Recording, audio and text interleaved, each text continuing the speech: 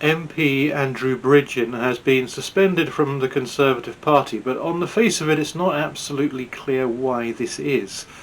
He made a certain comment on his Twitter account, and this was the response from the Prime Minister to an explosion of fake outrage from Matt Hancock. Can I join with my right honourable friend in completely condemning those types of comments that we saw this morning in the strongest possible terms? Obviously, it is utterly unacceptable to make linkages and use language like that, and I'm determined that the scourge of anti-Semitism is eradicated. It has absolutely no place in our society, and I know that the previous few years have been challenging for the Jewish community, and I never want them to experience anything like that ever again. So from that, we have to conclude that Andrew Bridgen made an anti-Semitic comment of some kind. I am determined that the scourge of anti-Semitism is eradicated. It has no place in our society. I never want the Jewish community to experience anything like that ever again. He can only have said something anti-Semitic. But this was the BBC's response. Andrew Bridgen suspended as Tory MP over COVID vaccine comments. There is a deepening mystery here. Sunak goes on about anti-Semitism,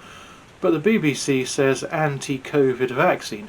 Not for once anti-vaccine, tarring everybody with that brush, but actually introducing some specificity into it. Anti-COVID vaccine, which might be a step in the right direction.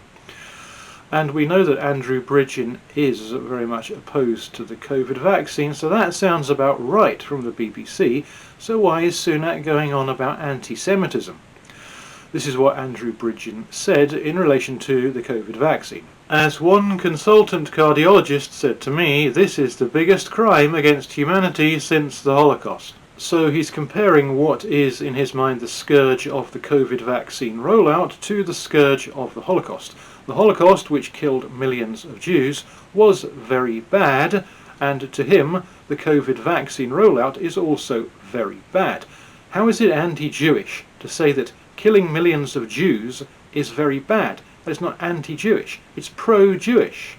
It would be anti-Jewish to say killing millions of Jews is good, which is the opposite of what he's saying, which is killing millions of Jews is very bad. So the BBC has it correct. Andrew Bridgen suspended as Tory MP over COVID vaccine comments, and clearly not suspended over anti-Semitism. So what is this about? And I'm determined that the scourge of anti-Semitism is eradicated. It has absolutely no place in our society. Andrew Bridgen has long been a thorn in the side of the COVID vaccine, and that makes him a thorn in the side of the Tory Party because he threatens the profits of their donors in the pharmaceutical industry, because he's got a big platform to say things like this, amongst other things.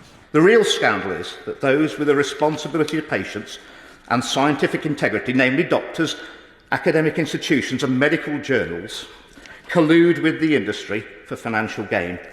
Big Pharma exerts its power by capturing the political environment through lobbying, the knowledge environment through funding university research and influencing medical education, preference shaping through capture of the media, financing, think tanks, etc., etc.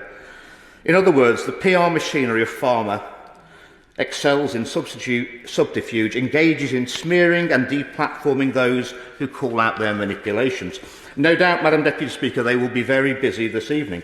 It's no surprise that because of so much control by an entity that has been described as psychopathic for its profit-making conduct, that one analysis suggests that the third most common cause of death globally, after heart disease and cancer, is because of the side effects of prescribed medications which were mostly avoidable.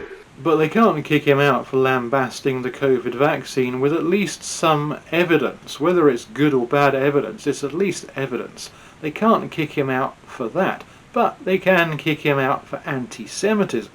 So he makes his most recent comment about the COVID vaccine, including the trigger word Holocaust, in the sense that the Holocaust was a bad thing, i.e. it's pro-Jewish or pro-Semitic, the complete opposite of anti-Semitic. They then pretend that the reference is actually anti-Semitic, safe in the absolute knowledge that nobody will actually check the actual comments, and they use that obviously false allegation to grease the wheels of his expulsion from the Tory Party. which they couldn't do with his stance on the COVID vaccine alone, because they want him out.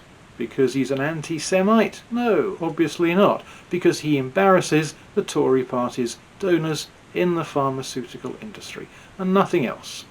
And anti-Semitism, which is a completely false allegation, is just a smokescreen to get him out the Tory Party.